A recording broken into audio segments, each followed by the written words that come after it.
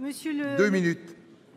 Monsieur le Président, Madame la Ministre, après 2 semaines de grève, de manifestations, notamment celle d'hier, à l'appel de toutes les organisations syndicales, après les scandales qui ont éclaboussé votre ancien et éphémère secrétaire d'État, vous continuez à défendre l'indéfendable en répétant que tout le monde sera gagnant avec votre projet de réforme des retraites.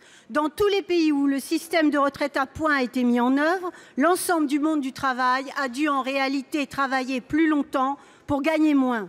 Vous essayez de monter les Françaises et les Français les uns contre les autres, régimes spéciaux contre régime général, jeunes contre vieux, mais tout le monde a bien compris que votre pseudo-régime universel était une machine à fabriquer précarité et misère sociale.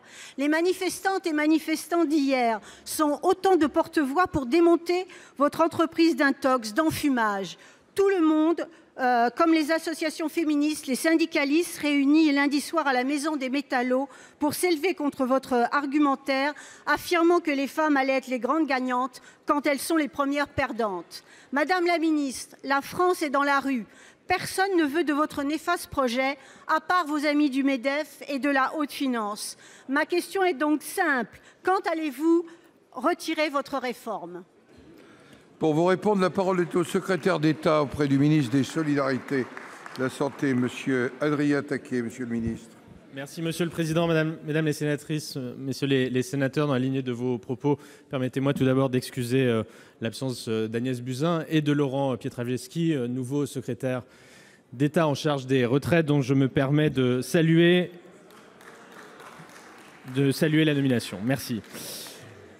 Permettez-moi, Madame la sénatrice, tout d'abord de commencer en disant que le gouvernement a bien conscience des conséquences pénibles que la grève peut avoir sur le territoire. Nous savons que beaucoup de nos compatriotes se lèvent tôt le matin pour aller travailler, doivent faire face en Île-de-France, mais aussi comme ailleurs sur notre territoire, à des transports saturés. Soyez convaincus que le gouvernement s'attelle à ce que dans le quotidien des Français, mais plus largement alors que s'approchent les fêtes de fin d'année, chacun puisse aller retrouver ses proches. Le Premier ministre, la ministre des Solidarités et de la Santé et le secrétaire d'État en charge des retraites rencontrent en ce moment même les partenaires sociaux et demain, une multilatérale avec l'ensemble des syndicats, des organisations syndicales se tiendra à Matignon. Nous avons engagé, Madame la sénatrice, une réforme du système français de retraite pour le rendre universel et cela implique, sans dresser aucun Français contre aucun Français, effectivement la disparition des régimes spéciaux. Nous réformons, Madame la sénatrice, parce que chaque régime a ses propres règles et que les Français n'ont pas tous les mêmes droits lorsqu'ils partent à la retraite. Vous évoquiez la situation des femmes. Vous le savez, une femme salariée du privé aujourd'hui a droit à 8 trimestres par enfant, alors qu'une femme dans la fonction publique n'a le droit qu'à 2 trimestres. Nous réformons aussi parce que nous voulons redonner de la confiance dans notre système de retraite.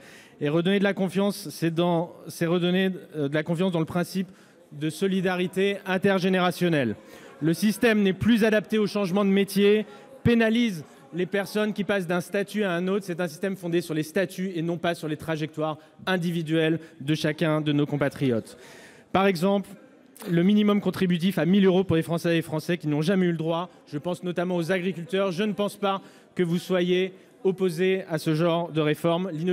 L'instauration de ce régime universel constituera un progrès, ira vers plus de justice sociale. Je vous le dis, Madame la sénatrice, cette réforme des retraites est l'une des réformes qui sera porteuse de plus de progrès social au cours de ce quinquennat. Madame Cohen.